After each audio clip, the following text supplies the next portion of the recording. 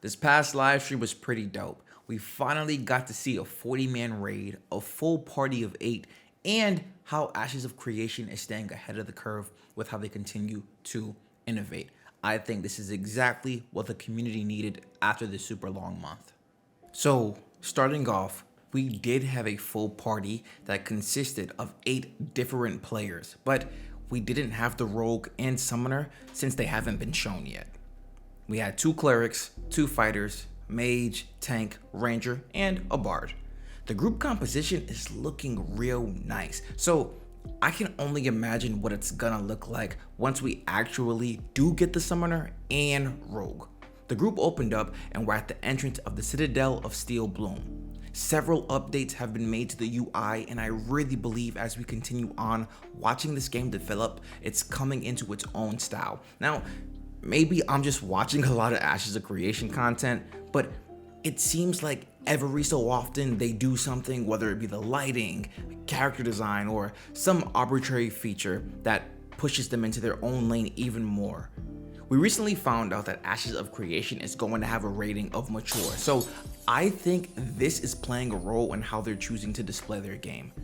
I personally like this direction that they're going in and how they continue to expand on it. Steven and the homies enter in to do the quest, which is actually a story arc that has had an effect on what's happening. This has changed the mobs in the area, so now they were met with the higher level flamed variation elite mobs. After killing those mobs, they eventually get to the point where they have to summon the Lady of the Rose. In order to summon her, they must hold off several waves of thralls in order for the progress bar to fill. So as they summon her, she's making her way to spell break the ritual. Okay, cool. Everything seems fine, but then randomly an ancient pops up. This was kind of lit, I'm not gonna lie. We don't see the ancients that much, so it was really dope to see. This leads to another event in which you have to hold off several waves again while defending the Lady of the Rose. You are able to heal her during this encounter, which is good to know. I will say though, that during this part of the stream, it did feel a bit drawn out. Now, I don't think that they were intentionally trying to draw the battle out, but I think this is a result of the event being slightly too long. Yeah, the mobs were challenging and it took a while, but I think that's because the mobs were elite as well, so it's expected. Steven even takes his time to mention that this activity is going on for a bit too long. How much longer? That overhead. She needs to hurry up. It took just under 5 minutes for it to finish. Now, I'm not against mindlessly killing mobs, but there has to be a solid return from it.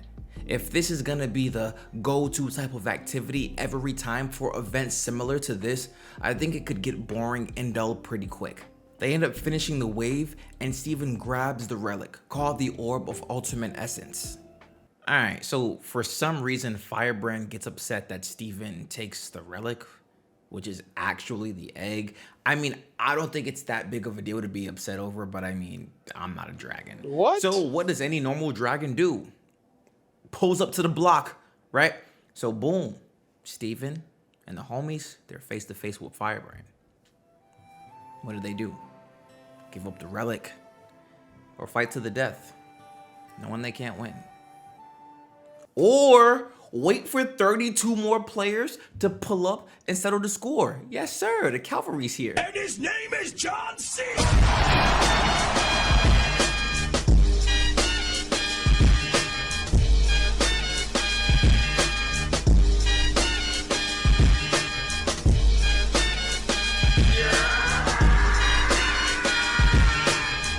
That boy Firebrand is about to get put on a shirt.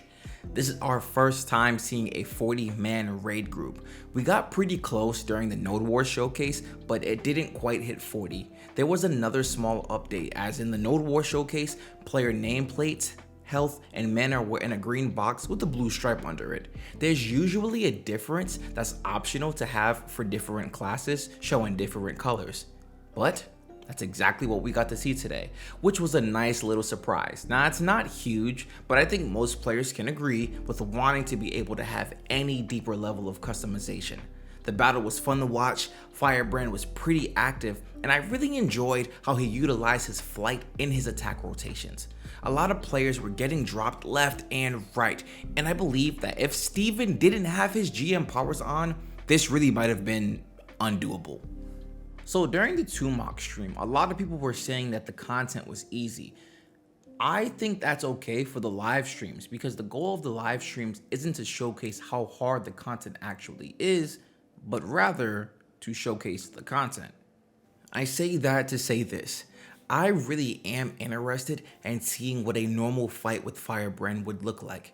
It was getting hectic. People seemed to be scrambling, but most importantly, it looked like how we'll be playing the game. And that's what really interested me. This is 100% going to be something that a lot of players are going to go after just for the experience. Another part that I really enjoyed was the loot that came from the dragon. There were some really cool pieces that would really step up someone's game. Steven also touched on zerging with a boss like this. He stated that there's going to be AI adaptive behavior, meaning that depending on how many people are in the area, how the battle's going down, Firebrand and I'm sure other bosses will respond differently and in a way that would best suit that situation. I think that's really cool, and it's something that I'd like to see more of because that's a huge question when it comes to Ashes of Creation. Overall though, it was a solid stream, and I think it's exactly what the community needed after the long month we just had. Steven and Maggie also touched on the Alpha 2 conversations that have been had over the past 2 weeks. This was a really nice thing of them to do because they pretty much came out and told us what we were wanting to hear by being more transparent. Again, I don't think anyone really following this game is upset with that, and if anything, they appreciate it even more. They then said that the next stream will focus on what's going on for Alpha 2, which I'm excited for. That'll be the last live stream we get before actually getting into Alpha 2. I'm not sure about them going all out for that stream. I think they're more so focused on just being great and aiming to make a good product. We're less than 2 months away from getting into the Alpha 2, and I would say if you had any doubt in Ashes of Creation, that this stream should be able to put you back on track, in terms of faith that is. Yo man, we got like 8 weeks to go. We're almost there, just hold on, keep the faith, you know what I'm saying? Like, play Wukong, play Minecraft, play whatever you need to play. Just wait. Wait, we're almost there. Just hold it together. What were your thoughts on the Firebrand stream, homies? Please let your boy know in the comment section below. If you haven't created an Ashes of Creation account yet, feel free to use my link in the description. Don't forget, you can go get your Alpha 2 keys right now, alright?